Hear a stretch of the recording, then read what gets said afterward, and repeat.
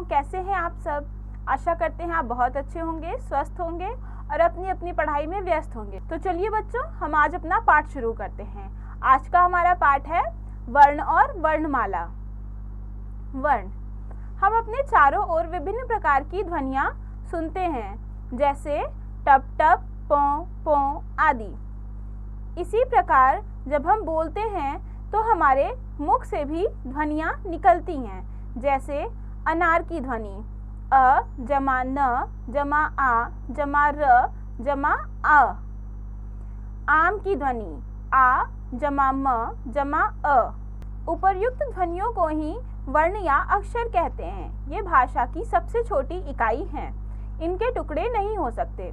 तो बच्चों, हम वर्ण के बारे में पढ़ रहे हैं, तो हमारे मुख से जो बहुत प्रकार की ध्वनियाँ निकलती हैं, इसे ही वर्ण कहते हैं। और ये भाषा की सबसे छोटी इकाई होती हैं, क्योंकि इनके और टुकड़े नहीं किए जा सकते। वर्णमाला। वर्णमाला का अर्थ है जिस प्रकार अनेक मोतियों से मिलकर एक माला बनती है, उसी प्रकार अनेक वर्णों से मिलकर वर्णमाला बनती है।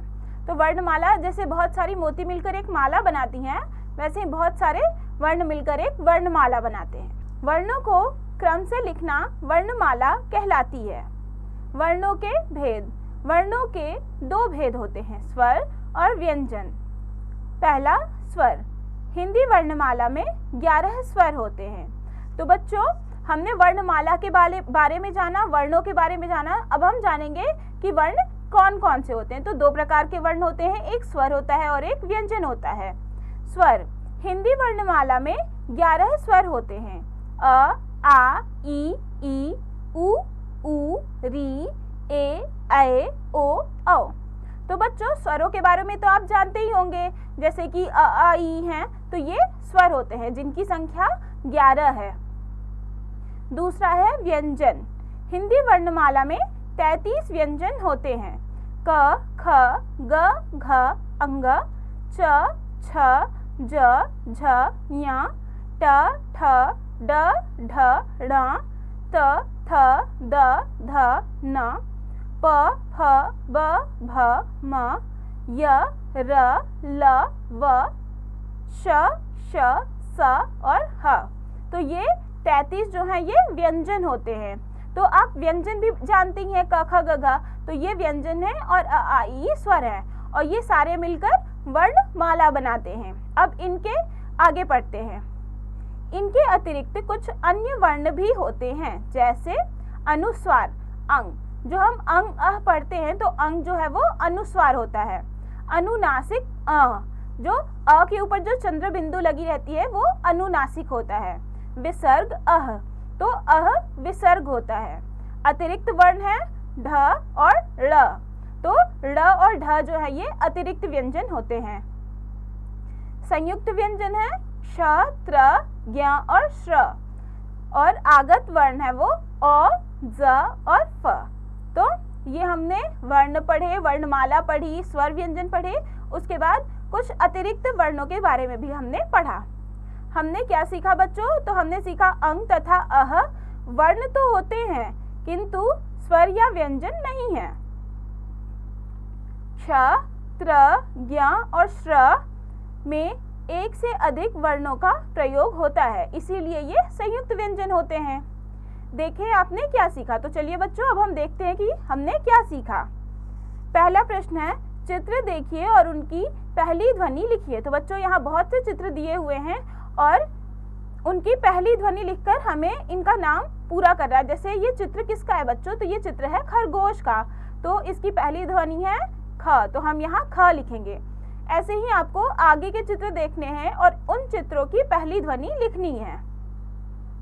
फिर दूसरा प्रश्न है, नीचे गलती से स्वर व व्यंजन आपस में मिल गए हैं, उन्हें उनके सही स्थान पर लिखिए।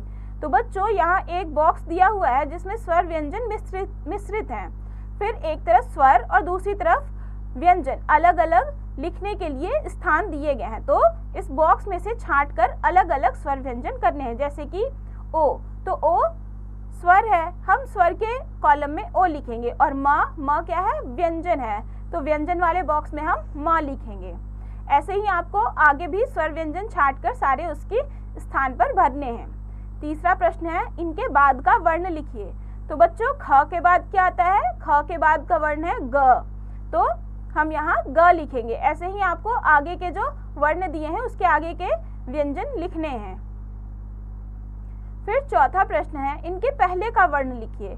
तो बच्चों इनके पहले का वर्ण लिखना है। तो ये ठ जो है वो किसके बाद आता है? तो ट के बाद आता है। तो ठ का पहला वर्ण क्या है? ट। हम यहाँ ट लिखेंगे। ऐसे ही आपको ये जो वर्ण दिए गए हैं इनके पहले का वर्ण लिखना है इसमें।